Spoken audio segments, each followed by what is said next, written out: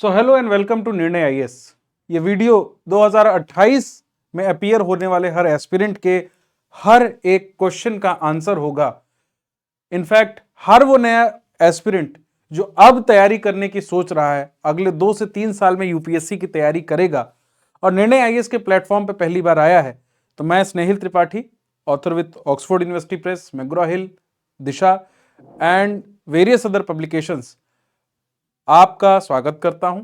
और आज के इस सेशन में एक बिगिनर्स पॉइंट ऑफ व्यू से हर उस छोटे छोटे क्वेरी का आंसर देने की मैं इस वीडियो में कोशिश करूंगा जो एक बिगिनर को परेशान करती हैं, और इस वीडियो को देखने के बाद आपको कोई भी क्वेरी नहीं रह जाएगी।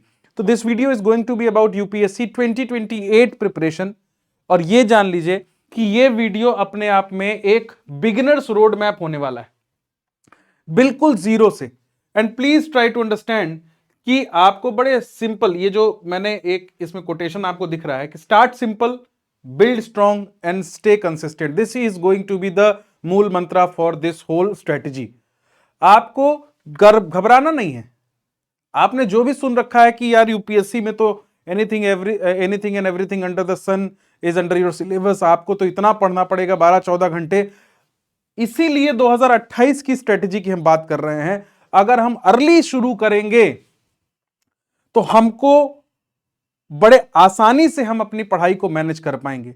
वो जो 12-14 घंटे की आप बात सुनते हैं वो तब होता है जब आदमी 1 साल के अंदर 6 महीने 8 महीने में इम्प्रैक्टिकल टारगेट्स लेके पढ़ने की कोशिश करता है।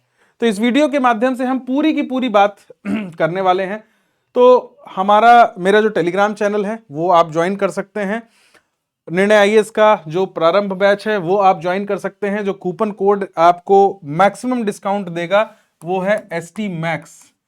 आपको मैक्सिमम डिस्काउंट मिलेगा कूपन कोड ST मैक्स से। You can use this coupon code और आप मेरे साथ टेलीग्राम चैनल पे मेरे जुड़ के मेरी जो आईडी है वो है @स्नेहिल त्रिपाठी 01। अगर आपको किसी भी प्रकार का कोई डाउट या क्वेरी हो तो भी आप मुझसे संपर्क कर सकते हैं कोर्स से रिलेटेड।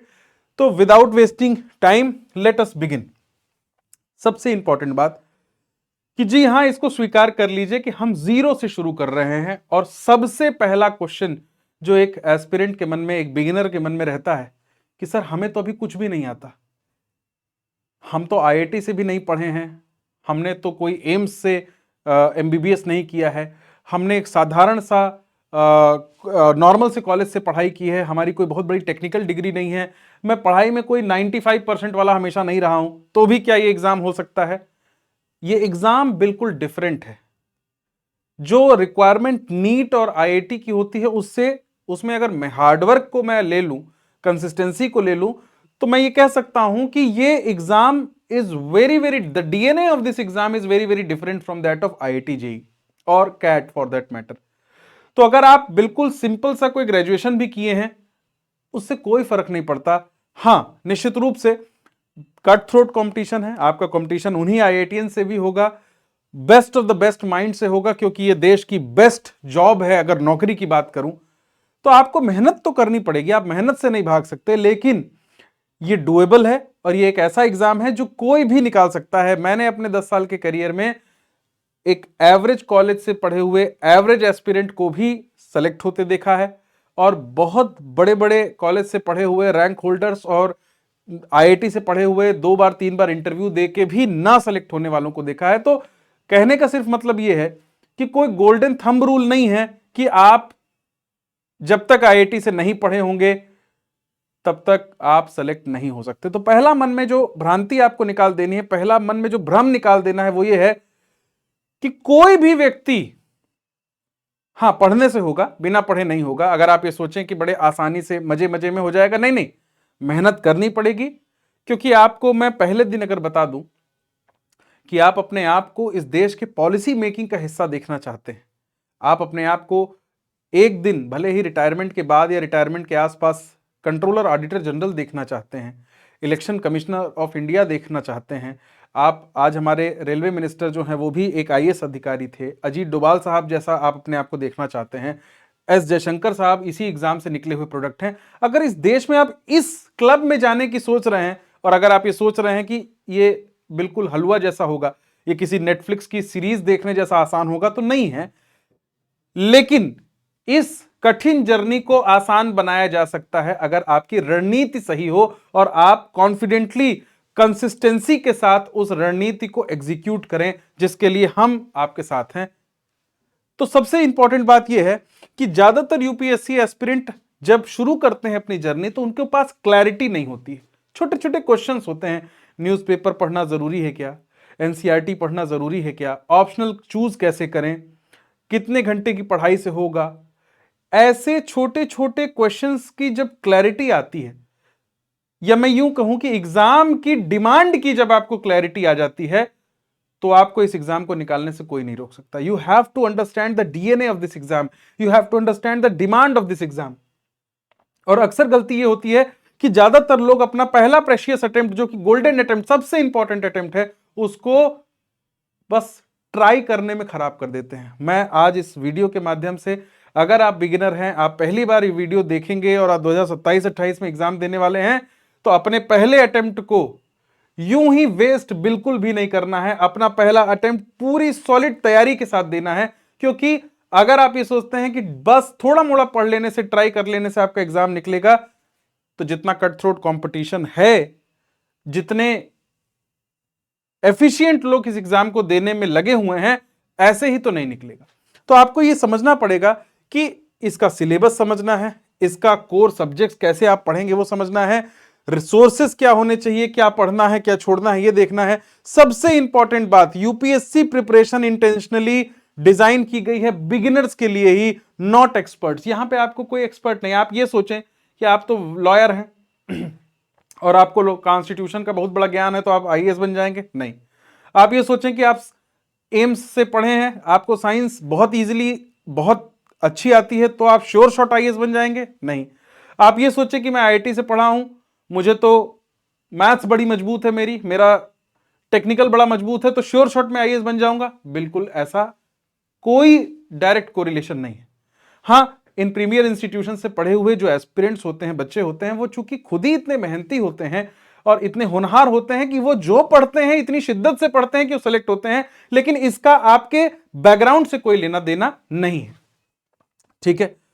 तो आपका स्टार्टिंग पॉइंट क्या है? अगर मैं पहला संदेश इस वीडियो के माध्यम से कुछ देना चाहता हूं तो वो ये है कि आपका स्टार्टिंग पॉइंट क्या है, ये बिल्कुल मैटर नहीं करता। आप आज जीरो से भी शुरू कर रहे हैं तो धीरे धीरे अपने ट्रैजेक्टरी की क्लैरिटी लाइए, आपको कैसे आगे बढ़ना है, और आप ये कर लेंगे।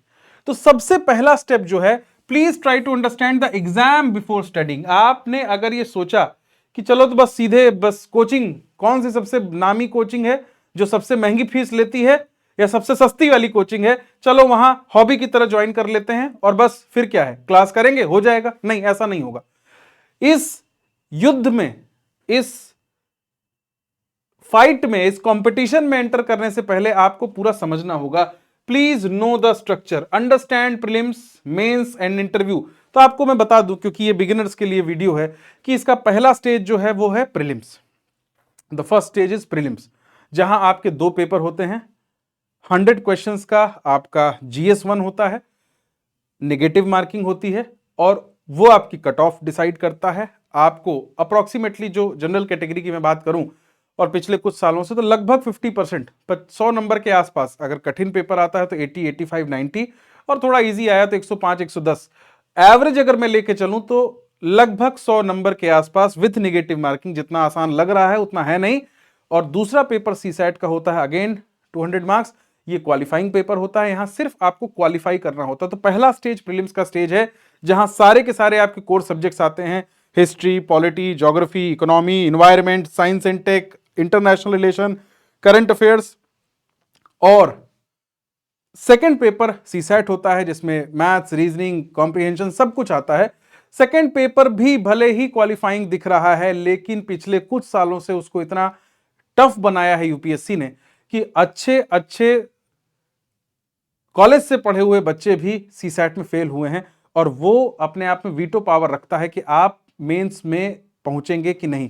तो अगर मैं शुरुआत करूं, सबसे पहली बात तो आपको सबसे पहला यह आंकड़ा समझना पड़ेगा। यह डराने के लिए नहीं है, लेकिन यह समझना जरूरी है कि इस एग्जाम का अगर 10 लाख लोग शुरुआत करेंगे फॉर्म भरने से, तो आप ये मान के चलिए 5 लाख लोग अप्रोक्सीमेटली अपीयर होंगे, अप्रोक्सीमेटली, और इसमें से 14,000 लोग प्री क्वालिफाई करेंगे, 14,000 लोग प्री क्वालिफाई करेंगे।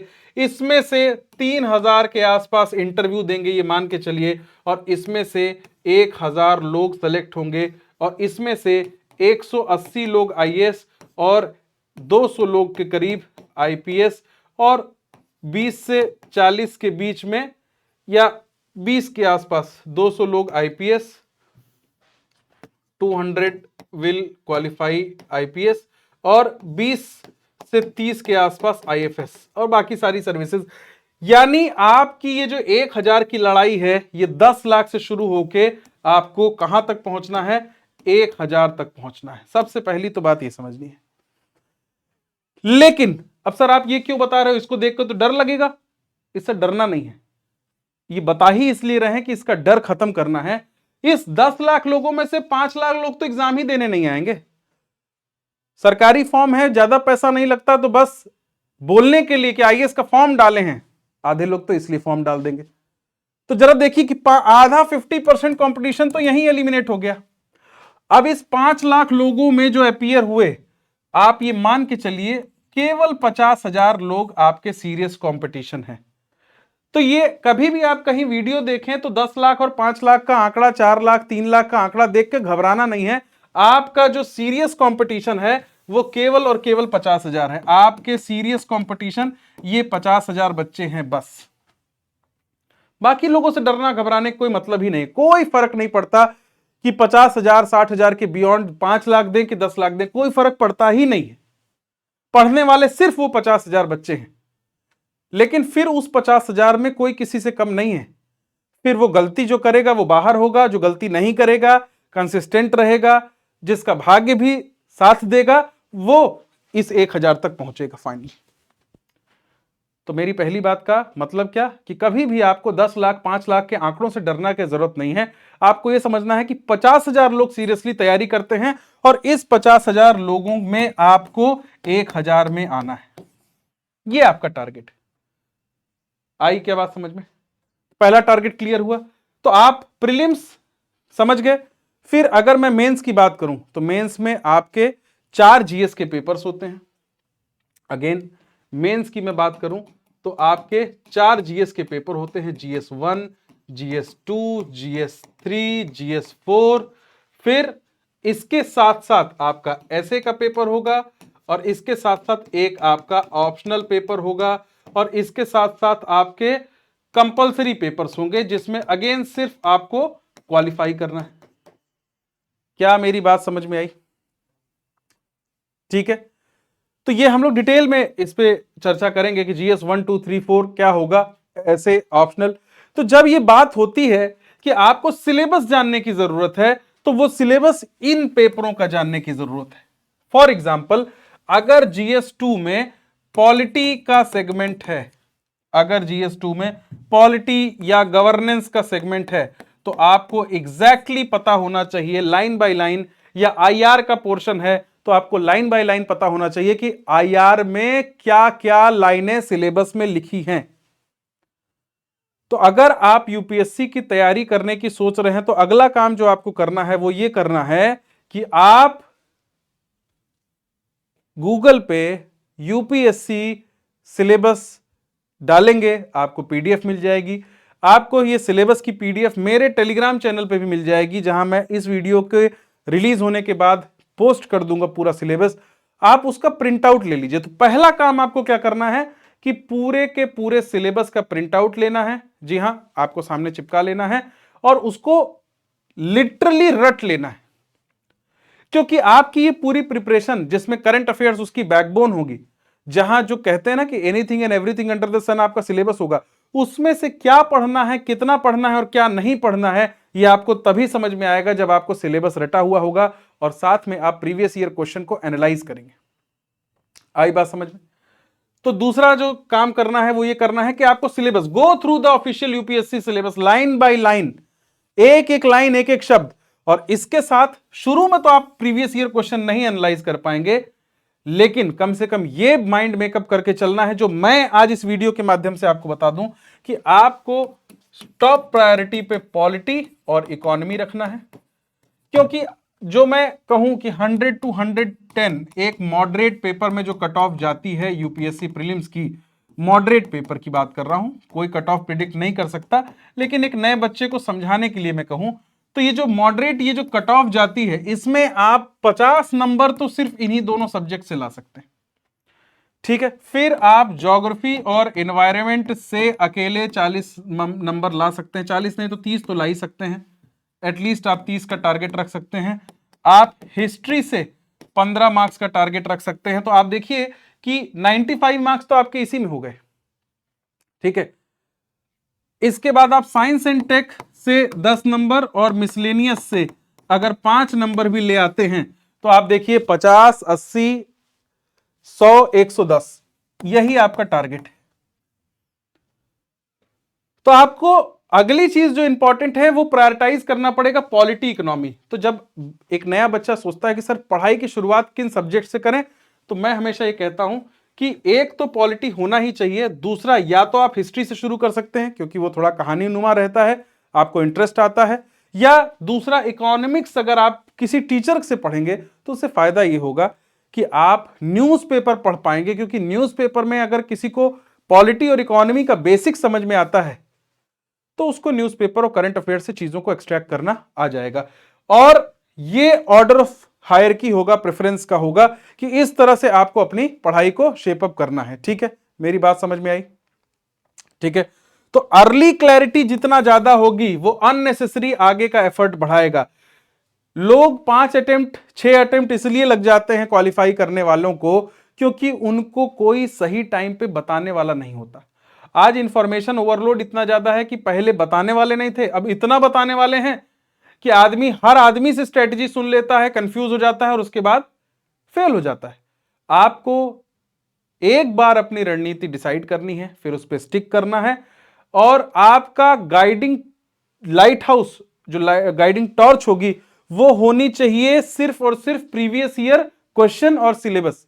अगर आपका प्रीवियस ईयर क्वेश्चन और सिलेबस आपके आंखों के सामने है तो आपको किसी मेंटर की जरूरत नहीं है, सिर्फ आपको एक अच्छा टीचर सब्जेक्ट का। और दूसरी सबसे इंपॉर्टेंट बात जो मैं बोलना चाहता हूं वो ये कि सही बेस्ट टीचर और बेस्ट मटेरियल चेज करना बंद कर दीजिए।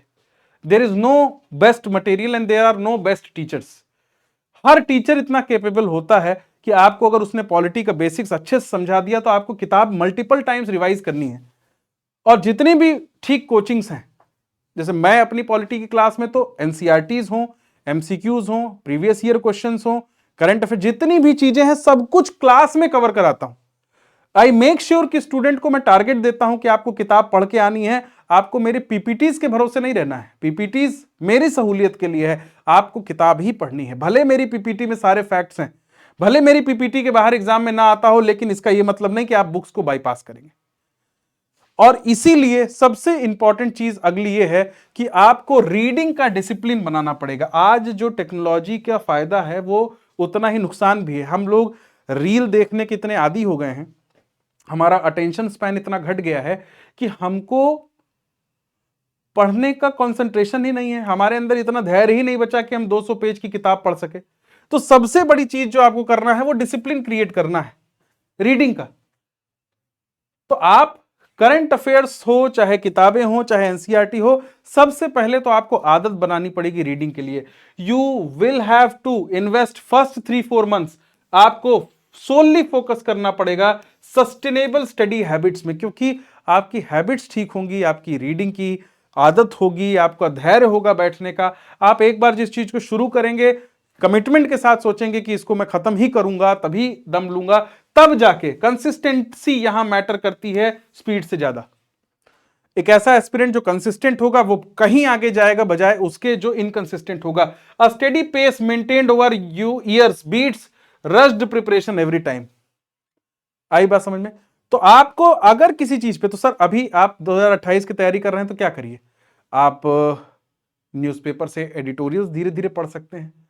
आप वेरियस वेबसाइट्स हैं जहां पे आजकल समरी होती है, और कुछ नहीं तो आज तो एआई का जमाना है, आप किसी भी एडिटोरियल को डाल के उसका समरी क्रक्स क्रिएट करके पढ़ सकते हैं। लेकिन पढ़िए, एंड सबसे अच्छा इसका तरीका जो है, अगर मैं रीडिंग हैबिट डेवलप करने की बात जो मैं क्लास में कराता हूं, जैसे आप मेरे पास आए पॉलिटी पढ़ने, तो मैं जीरो से शुरू करूंगा जब, तो मैं सबसे ज्यादा इंपॉर्टेंट काम जो रीडिंग हैबिट के लिए करता हूं वो कहता हूं कि भैया एनसीईआरटी पढ़ो। तो इसलिए सबसे अच्छी रीडिंग हैबिट आपकी यहां से डेवलप होगी, क्योंकि न केवल रीडिंग हैबिट डेवलप होगी बल्कि आपका बेस भी क्रिएट होगा। ना केवल आपकी रीडिंग हैबिट डेवलप होगी बल्कि बेस भी क्रिएट होगा। तो जैसे पॉलिटी है, आप 6 to 12th पढ़ लीजिए, मान लीजिए पॉलिटी में 6 to 8th नहीं भी पढ़ना चाहते तो आप 9th और 10th पढ़ लीजिए, और 11th क्लास की मैं क्लास में पढ़ाता हूं, ठीक है। हिस्ट्री की एनसीईआरटी पढ़िए, कहानी की तरह इंटरेस्ट आएगा। ज्योग्राफी की देखिए, इकोनॉमिक्स की 9th-10th की एटलीस्ट पढ़ सकते हैं। तो आप ये जान लीजिए कि जो एनसीईआरटी टेक्स्ट बुक्स हैं, इनकी वैसे तो सिंपल लैंग्वेज होती है, छोटे बच्चों के लिए लिखी हुई है, लेकिन यूपीएससी एस्पिरेंट के पर्सपेक्टिव से हम निर्णय आईएएस पे बहुत सारी यूट्यूब चैनल पे फ्री क्लासेस लेते हैं, उनका फायदा उठाइए। लेकिन आपको अपनी रीडिंग हैबिट की शुरुआत एनसीईआरटी से करनी है। यहां न केवल रीडिंग हैबिट बनेगी बल्कि आपका बेस भी क्रिएट होगा। फिर आपको धीरे धीरे स्टैंडर्ड सोर्सेस पे मूव करना है, और उस स्टैंडर्ड सोर्सेस को भी बहुत ही वाइजली चूज करना है। देखिए, ये एग्जाम जिंदगी में एक ही बार का मौका है। आपने अगर शुरू में गलत सोर्सेस से पढ़ लिया तो आप फिर सोर्स चेंज करना, ऑप्शनल चेंज करना, ये बहुत मुश्किल काम होता है। तो आप बड़े सोर्सेज वाइजली चूज करिए। इसके लिए मैं पीडीएफ जो है अपने टेलीग्राम चैनल स्नेहिल त्रिपाठी ऑफिशियल में डाल दूंगा, जो बेस्ट सोर्सेज है मार्केट के। दूसरा, आपको फोकस के साथ रीड करना है। शुरू में आपको दिक्कत होगी, ऐसा नहीं होगा कि डे 1 जब आप पढ़ोगे तो आपको 25, 30 पेज, 40 पेज पढ़ने का कंसंट्रेशन डे 1 आ जाएगा। आपको शुरू में फोकस करना है, धीरे धीरे कंसिस्टेंसी, अपने आप को मोटिवेट रखना है। कोई बात नहीं, 5 पेज पढ़ेंगे, फिर उसको धीरे धीरे बढ़ाना है। तो आपको ये जान लीजिए कि रेजिस्ट कलेक्टिंग मल्टीपल मटेरियल्स, आपको मटेरियल के पीछे नहीं भागना है। नए बच्चे, आजकल एआई का जमाना है, 2 मिनट में पीडीएफ बन जाती है। उसी एक पीडीएफ को 1000 कोचिंग वाले 1000 बार एआई से मॉडिफाई करके मटेरियल बना सकते हैं। तो please understand, do not run after PDFs, please inculcate reading habit, try to build solid foundation through NCERTs, try to understand the basic concepts। आपके कोर कॉन्सेप्ट्स मजबूत होंगे तो आप स्टैंडर्ड बुक्स से बहुत अच्छा समझ पाएंगे। फिर अगली चीज, जब आपने जैसे मान लीजिए बेसिक्स पॉलिटी पढ़ लिया, आपको समझ में आती हैं चीजें, तब आपको करंट अफेयर्स साथ में धीरे धीरे रीडिंग हैबिट।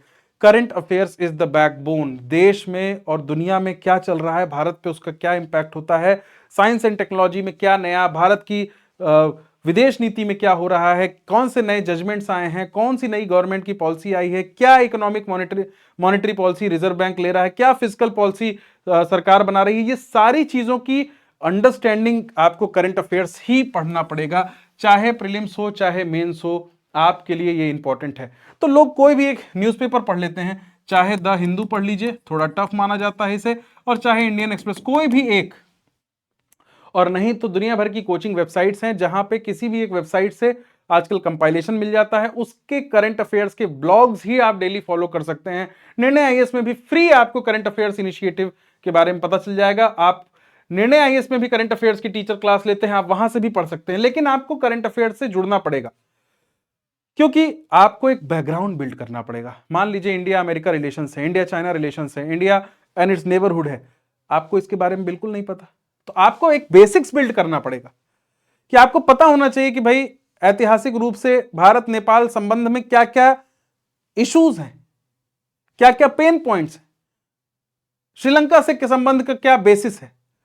तो आपको जो बैकग्राउंड बिल्ड करना है वो आपका करंट अफेयर्स की रीडिंग हैबिट से होगा, प्लीज अंडरस्टैंड दैट।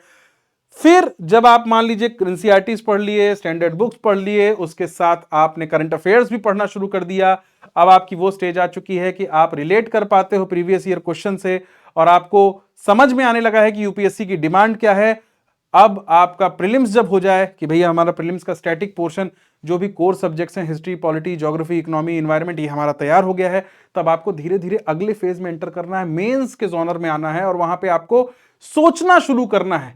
टॉपर्स की आंसर कॉपीज पढ़नी है, प्रीवियस ईयर क्वेश्चन देखना है, कोचिंग के जो टॉपर आंसर्स लिखते हैं कि टॉपर की क्या अप्रोच थी, उसने किस तरह से किसी क्वेश्चन को अप्रोच किया, ये पढ़ना है। मेरी बात समझ में आई? तो शुरू में ही नहीं लिखना शुरू कर देना। तो दूसरी गलती बच्चे क्या करते हैं कि सर अभी तो 2 महीने हुआ पढ़ाई किए, एनसीईआरटी जरा सा पढ़े नहीं, 2 चैप्टर पढ़े नहीं पॉलिटी का, making of the constitution, salient feature, preamble पढ़े नहीं कि आंसर लिखना शुरू कर दिया। इतनी जल्दी आंसर नहीं लिखना है आपको। यू कैनॉट राइट आंसर इतनी जल्दी, आपको पहले बिल्ड करना पड़ेगा, आपको इंपॉर्टेंट कीवर्ड समझने पड़ेंगे, क्योंकि 100 शब्दों में 150 शब्दों में आंसर लिखना ही एक आर्ट है। तो शुरू में सोचना, फिर ये सब कुछ तब हो पाएगा जब आपका रूटीन सस्टेनेबल हो। प्लीज ट्राई टू अंडरस्टैंड कि ये एग्जाम, एक हफ्ते तो आपने 12 घंटे पढ़ा और फिर एक हफ्ते पढ़ाई ही नहीं की, ये वो एग्जाम नहीं है। ये एग्जाम मांगेगा आपकी कंसिस्टेंसी। तो आपको ग्रेजुअली इंक्रीज करना है, लेकिन ऐसा इंक्रीज करना है कि आप कभी पीछे ना जाएं। आपको वीकली रिवीजन करना है, वेरी वेरी इंपॉर्टेंट। आपको बर्नआउट से अपने आप को प्रिवेंट करना है, आपको बर्नआउट से अपने आप को प्रिवेंट करना है। प्लीज ट्राई टू अंडरस्टैंड कि ऐसा नहीं होना चाहिए, क्योंकि ये मैराथन है, ये मैराथन है, ये लंबी रेस है। अगर बर्नआउट हो गया तो अंत में जब एग्जाम आएगा, आखिरी 1-2 महीने जब वाकई 12-14 घंटे पढ़ने की जरूरत है, तब आप बर्नआउट हो चुके हो। नो नो नो नो, आपको अपनी मेंटल हेल्थ का, फिजिकल हेल्थ का, ये एग्जाम ना केवल आपका पेशेंस टेस्ट करेगा, कॉन्फिडेंस टेस्ट करेगा, नॉलेज टेस्ट करेगा, फिजिकल एंड्योरेंस, मेंटल स्ट्रेंथ, ये भी चेक होने वाला है। और साथ में लगातार आपको अपने टारगेट्स बनाने हैं और अपनी प्रोग्रेस को मॉनिटर करना है। रैंडमली कुछ नहीं करना है, आपको पता होना चाहिए अपनी प्रिपरेशन में कि आज से 6 महीने, 4 महीने, 3 महीने, 1 महीने, 1 हफ्ते और अगले दिन मुझे क्या अचीव करना है। और अपनी प्रोग्रेस को ट्रैक करिए। आपने अपने साथ जो कमिटमेंट किया कि मुझे ये कवर करना है, वो किसी भी कीमत पे कवर होना चाहिए। ऑब्वियसली 100% नहीं होगा, 100% नहीं होगा, कोई बात नहीं, कोई बात नहीं, 100% नहीं होगा तो, लेकिन कम से कम आपके पास टारगेट रहेगा तो 80% तो होगा। ये याद रखिएगा कि जो लोग टारगेट नहीं सेट करेंगे उनका कभी नहीं होगा। जो लोग टारगेट सेट करेंगे, उसको लगातार अचीव करने की कोशिश करेंगे, अंत में सिलेक्शन उन्हीं का होगा। आई बात समझ में? तो जो फाइनल मैसेज है 2028 एस्पिरेंट्स के लिए मेरी तरफ से, कि प्लीज सबसे पहले मन में क्लैरिटी रखिए, 5 लाख 10 लाख की स्ट्रेंथ से नहीं घबराना है। दूसरा, अपने प्रिपरेशन का जो लाइट हाउस है उसे आपको सिलेबस और प्रीवियस ईयर क्वेश्चन को बनाना है। तीसरा, कोई कोचिंग नहीं बनाती, कोई टीचर नहीं बनाता, कोई रैंक 1 जो आईएएस में लाया है वो भी कोई ऐसा नहीं है कि जादू करके जितने लोग उसी सो कॉल्ड सेलेक्टेड कैंडिडेट के पढ़ाने के बाद भी 1000 नहीं 10,000 लोग पढ़ेंगे तो सेलेक्ट तो उतने ही लोग होंगे ना। तो ये तो बस मार्केटिंग गिमिक होता है। आप कितना दमखम रखते हो, आप कितना कंसिस्टेंट हो, आप कितना हार्डवर्क करते हो, वो डिसाइड करेगा आपका सिलेक्शन। डिसिप्लिन कितना है आपके अंदर, आपने जो पढ़ना शुरू किया उसको आप खत्म करते हो कि नहीं, आप हर हफ्ते टाइम टेबल तो नहीं बदल लेते हो, और आप कितने कंसिस्टेंट हो हर दिन। जैसे जिम जाना कंसिस्टेंसी डिमांड करता है, हर दिन आप कितने कंसिस्टेंट हो ये तय करेगा कि आप कितने आगे जाओगे। तो उम्मीद करता हूं कि ये वीडियो आपको पसंद आया होगा। निर्णय आईएएस का कोई भी कोर्स लेने के लिए आप कूपन कोड जो इस्तेमाल करेंगे जिससे आपको मैक्सिमम डिस्काउंट मिलेगा वो है ST Max। अगर आपने वीडियो को देखा और आपको पसंद आया तो एक बार लाइक जरूर करिएगा, और जल्द ही हम अगले वीडियो में मिलेंगे। और अगर आप निर्णय आईएएस का कोर्स लेते हैं तो हम क्लास में मिलेंगे। तब तक के लिए thank you so much and जय हिंद।